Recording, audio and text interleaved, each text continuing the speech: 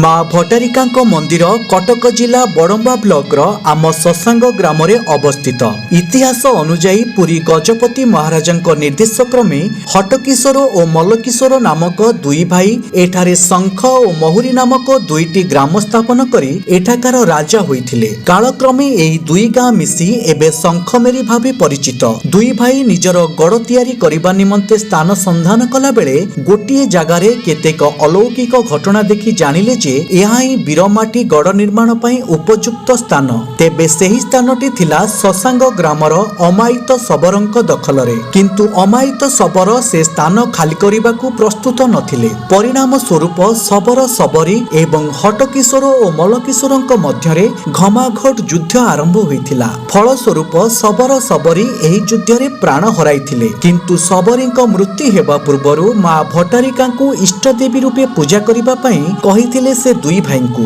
सबरीଙ୍କ उपदेश क्रमे हटकिशोर और मल्लकिशोर एहिठारे मंदिर निर्माण करिबा सांगकू माँ भट्टारिकाଙ୍କୁ आराध्य देवी भावे पूजा अर्चना आरंभ कले। सेबेठारु एही क्षेत्र रे माँ भट्टारिका पूजा पाई आसुछंती। जय माँ भट्टारिका।